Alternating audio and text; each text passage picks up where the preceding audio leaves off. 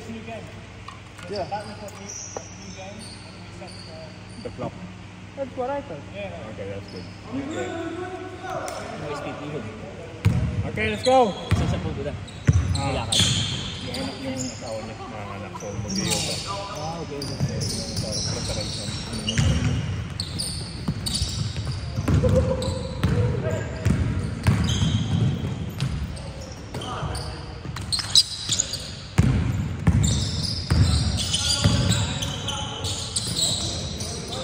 Uy.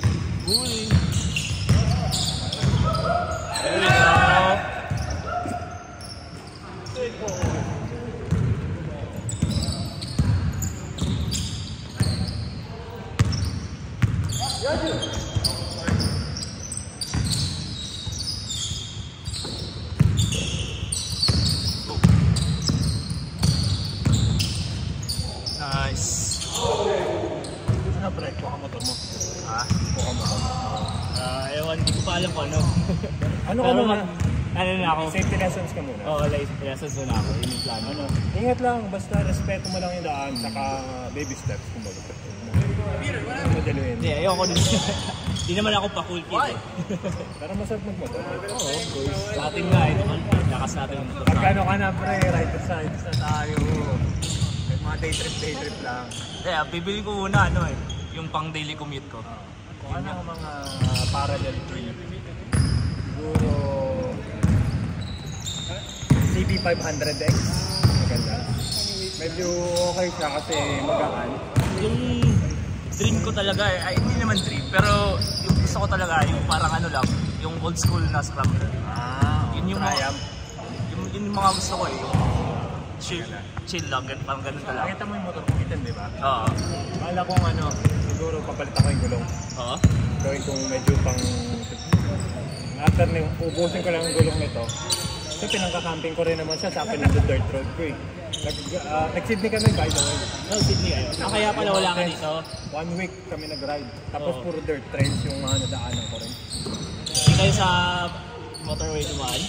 May mga may mga minsan nag-motorway. Pero saglit lang kami nag-motorway. Puro inland kami. Gaganda ng daan ko rin.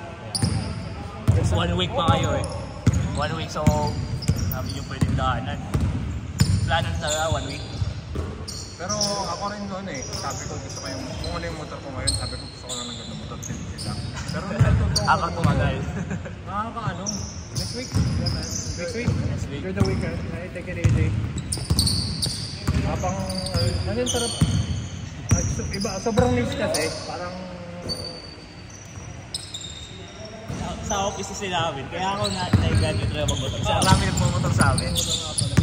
Kasi may pera yung Oo, ang rami nilang motor. Every ride nila, iba-iba. Tangya.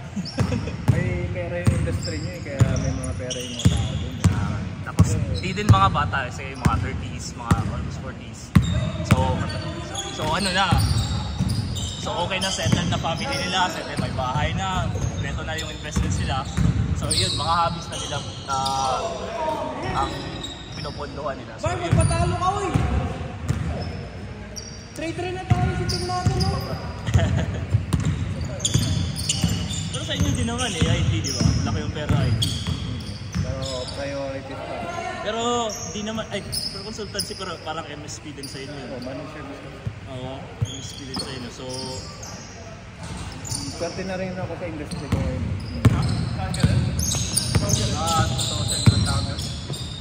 Sa kung saan bumili ng motor. Pero next year. Kasi nga, sabi ko, gusto ko naman may medyo pang-adventure naman. Kasi meron na akong may pang-sporty. Hindi siya yung super sporty. Pero kasi yung ginagawa namin ni Mari, naka-camping kami, di ba? Tapos long distance riding. So gusto ko naman ng medyo may comfort, yung mataas suspension travel. Kasi narag yung iba namin dinaanan. Ang daming rough road na patches. Siyempre, iniisip mo yung comfort din. yeah. Parang sabi ko, Hindi, yung motor mo din, parang oo. Saka, dami nang dinadaanan ng motor mo. maganda yung... Siguro after next year, doon ko pa planuhin yung kasi next year balak namin yung motor ng Pilipinas. Mula Mindanao. Magsimula kami Davao. Ah, okay. Kala ko sa dulo to dulo eh. Kasi pwede naman dulo to dulo. Pero siguro 2 months. Parang ito lang. Kaya pre, 1 to 2 weeks na lang kaya. Ah, wala. Hindi ka naman. Hindi mo may yung mga lugar pinupuntan. Pipiliin lang namin. Ano lang, drive lang talaga. Okay. Drive tsaka stopover. Pipiliin namin yung stopover. Pipiliin lang. Okay. Halimbawa, drive kami. Siyempre, hindi kami Davao, yun na yung first stopover namin. CDO, second stopover. Overnight, tulog lang, kain. At sa next stopover namin, Siargao. From CDO. Okay din naman. Diba? It's 2 days from Siargao. Yeah, iniisip ko kasi parang lilibutin talaga. So, realistic din kami sa oras namin. Kasi iniisip ko parang may gumawa niyan kasi sa amin sa Davao, maraming mga long rides na ano, yung competition, yung lilibutin Pilipinas. Maraming gumaganyan eh. Tapos yun nga, parang yung whole, parang sa amin lang na-host, parang almost 1 day na.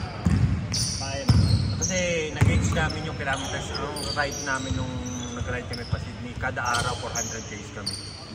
So kaya na yun, 400 km ang dami, parang nalugod ko na yung dulo ng Mindanao doon. Kaya, Like di lang nga, malalang ko na-realize na, lang pala. So laki talaga ng Australia, ganun pala laki ng kaya ng Australia. Australia. tapos yung mapupuntahan mo pa, parang 5% lang ng Australia. Ang kailangan ko lang ayusin yan, logistics. Ride na bike. Wala kami mag-renta. May nakita ako sa Maynila. Pero kailangan ko makumbinsi na shoulder yung shipping sa Davao papunta doon. Try mo mga triker na groups. Yung mga community. Ayoko kasi ng ano, gusto ko medyo 500cc ang gagamitin ko. May mga big bikes na ano group sa amin sa parang pero hindi ko naman siguro so hindi ko mare-refer sa iyo. Pero i-ask ko yung ano ko. How many? Ask ko yung bayaw ko.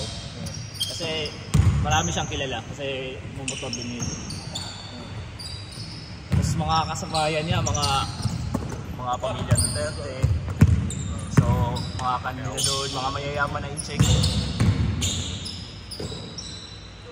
Mayayaman na in-check sa amin. No? Yun yung mga trip eh. Just let it rest. Is that a 2 or 3? Okay, Mark. Tapos na yung laro eh.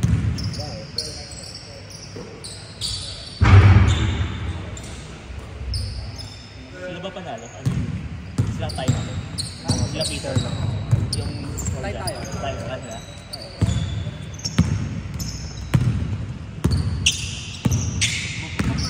Ha? Sorry. Kala ko wala na eh.